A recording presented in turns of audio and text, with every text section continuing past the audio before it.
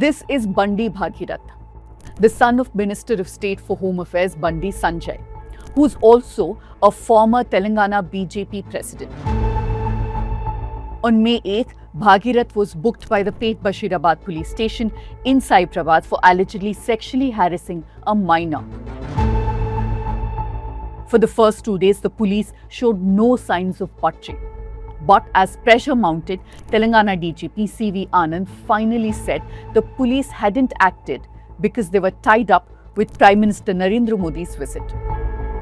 As expected, once the complaint became public, it quickly turned into a political slugfest. On one side, there is the police that hesitated, and on the other, a massive campaign to malign the girl and her family. They were friends. The family knew Bhagirath. It's a honey trap. Now, why did they keep meeting again and again? Telugu social media has been flooded with terrible takes like these. Srisailam Vijayawada family trip పోయినరు. ఎవని బిడ్డని ఎవడు trap చేసిండు? Family gatherings జరిగాయి, temples కి వెళ్ళారు. Many have even openly revealed the girl's identity. Now let me explain why these arguments are deeply problematic.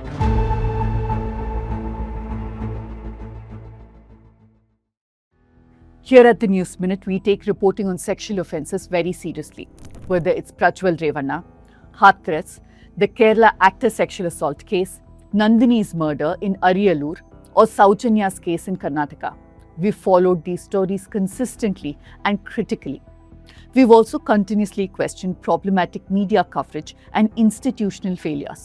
This work is possible only because of our audience.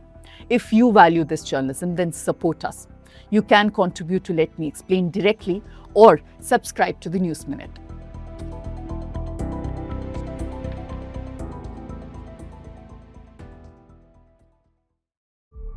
The case against BJP leader Bandi Sanjay son Bhagirath was booked on May 8th at 10 p.m. Now remember this timestamp 10 p.m. because I'll come back to it a little later. Bhagirath was booked under the section 74 of the Bharatiya Nyaya Sanhita for assault or criminal force against a woman, and under 3 sections, 1 under BNS and 2 under POCSO for sexual harassment. These are smaller offences and the police could have still arrested him after following procedures under section 35 of the BNSS. But that did not happen.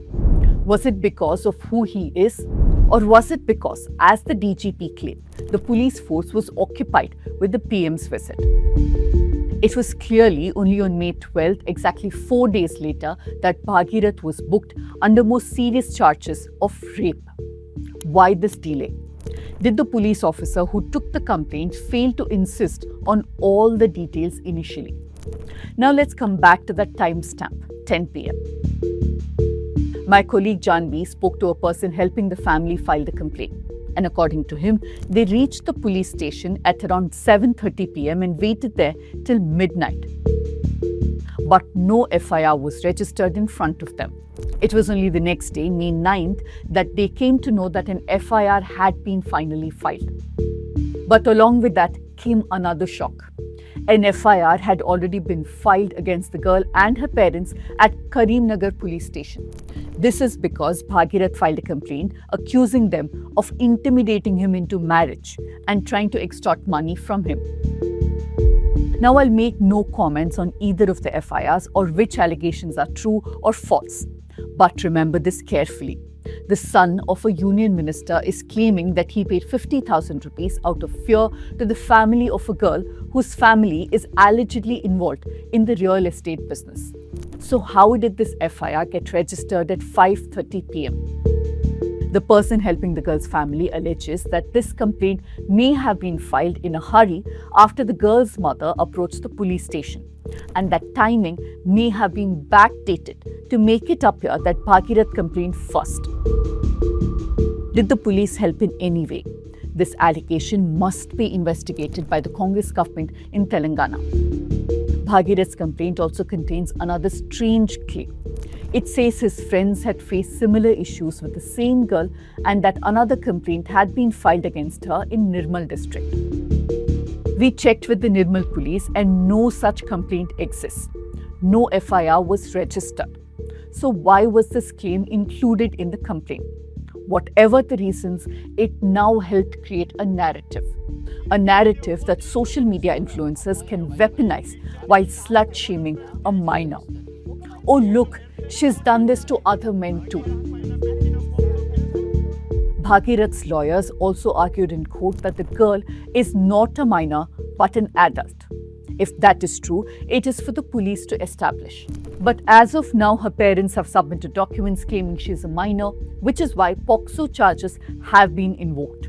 Now let me move to the media. Most mainstream media outlets in Telangana initially ignored the story completely. BJP leader Bandi Sanjay's son accused of harassing a minor never became screaming headlines.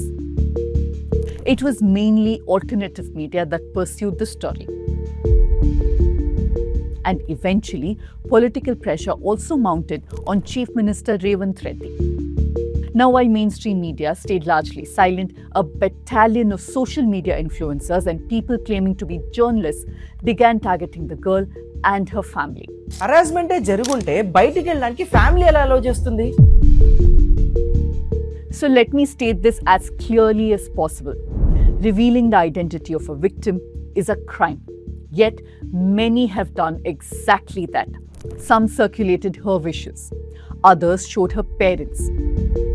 Even identifying her parents is a crime under POCSO.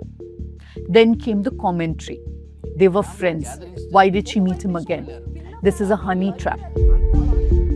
Now here's what years of crime data clearly shows.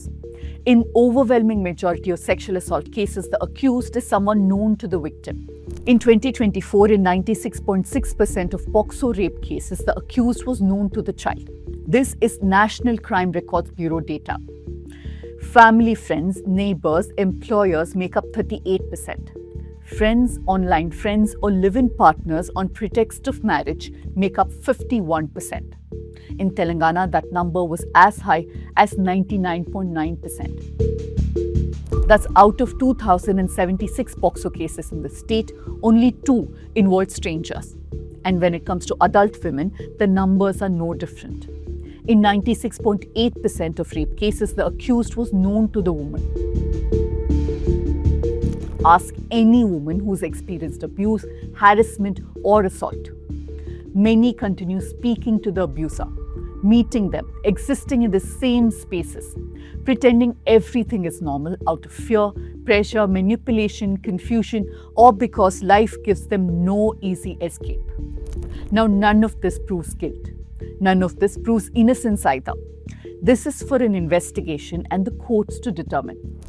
But when a complaint is filed against the son of a union minister, the role of journalism is not to run background music, moral police a minor, or assist social media mobs in intimidation.